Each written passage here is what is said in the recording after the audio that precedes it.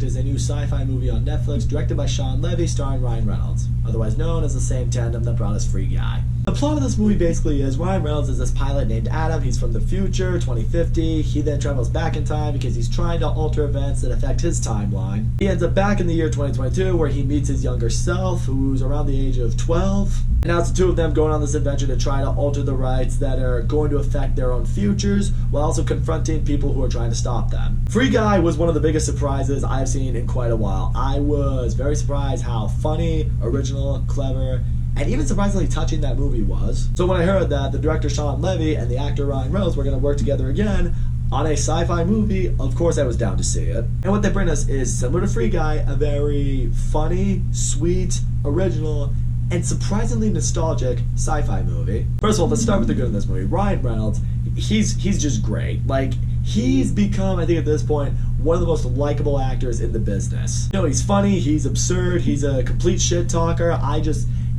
It's everything I want to see in a character. Also, really want to give mad respect to the young kid actor in this movie, Walker Scobell. He plays, the younger version of Adam, basically Ryan Reynolds as a kid. And he really did feel like Ryan Reynolds as a kid. He kind of looked like a 12-year-old Ryan Reynolds. If 12-year-old Ryan Reynolds had longer hair, I don't know what he looked like at 12. But I believe it was something like that. But he has the total personality, like the whole I don't give a shit, I'm gonna talk smack to you, and I'm just gonna smile as I do it. He was surprisingly very good in this movie. You could argue he's as much of a lead to this movie as Ryan Reynolds is, and he really holds his own. And also, I really did love the chemistry between Ryan Reynolds and Walker Scobell. They really play off one another, one talks shit to the other talks shit right back. It felt like a really good tandem. But what I really love seeing with both of their characters is they are trying to help each other grow and develop as people. Ryan Reynolds looked at Walker Scobell saying like, hey, this is what you need to do. You need to treat these people better. You need to stand up to so-and-so, or your life's gonna be like this. On the other hand, Walker Scobell looks at Ryan Reynolds and he says, your life has turned into this. Why didn't you ever do this? Why didn't you ever make an attempt to try this? It's like we all say to ourselves all the time, like, if you could go back in time to your younger self, here's what you would tell your younger self to correct in order to shape their lives for the better and ultimately your life for the better. We never stop to think, what might our younger selves say to us after they see us for who we are? It's something that I really took away from this movie that I definitely appreciated. Also, I mentioned the nostalgia in this movie. This movie really pays homage to a lot of classic sci-fi movies. I mean, it definitely has elements of Back to the Future with time travel and everything, but there's definitely a moment with Mark Ruffalo's character where he brings up like, oh, doing all this time travel could create, all these fabrics in space and time and, create, these horrible catastrophic events. I'm just like, yeah, this kind of sounds like Doc. But when the battle's going down, the action's going down, it has a very Star Wars kind of vibe. I mean, they even kind of poke fun at it. At one point, Ryan Reynolds fights with what looks like a lightsaber, but he adamantly states it's not a lightsaber. I don't know, whatever that thing was, it was fucking cool. I also thought the supporting cast of this movie did a really good job, namely Jennifer Garner and Mark Ruffalo. They play ultimately young Adam's parents. I really love seeing the dynamic that he has with both of them.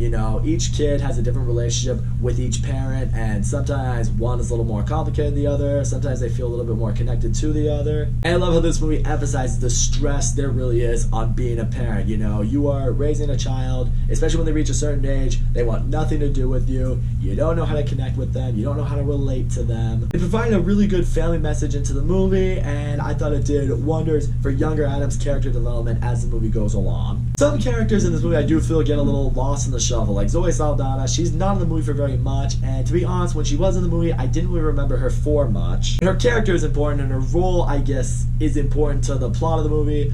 I just wish they did a little bit more stuff with her character. Also, Catherine Keener in this movie, she's supposed to be the villain of the movie. Again, wish we got a little bit more out of her. I mean, I do know what they were trying to go with her character. They have the whole like, oh, older self meets younger self, and that sparks the whole, enemy side of the movie. But at the same time, I do wish the execution could have been done a lot better. I've seen Catherine Keener give way more memorable performances in different movies. This one, not as much. Also, I gotta say, the visual effects in this movie at times were very hit and miss. I thought the action scenes when they went down were actually pretty fun, pretty well shot, and visually looked good. But there were other moments, you'll know them when you see them, visually things don't look as cleaned up. They clearly look like they're on a green screen. They try to do the whole like, oh, de-age a character, so when they meet their younger self, it's supposed to look like they did, 30 years ago or whatever.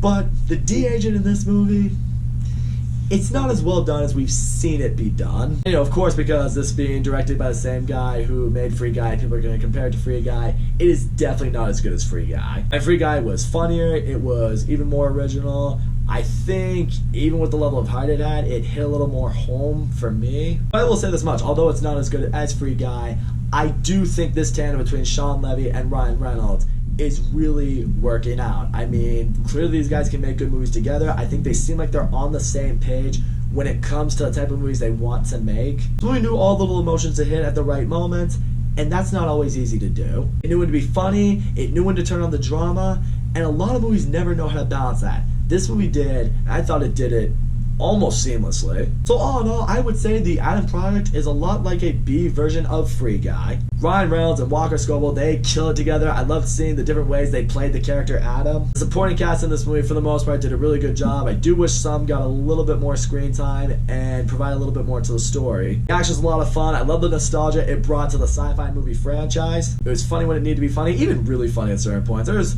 one line Ryan Reynolds says at one point in particular, I was actually on the floor. It also knew when to really show heart and when to really turn up the drama and the emotion when it really wanted to. In the end, this is another solid entry from Shawn Levy and Ryan Reynolds.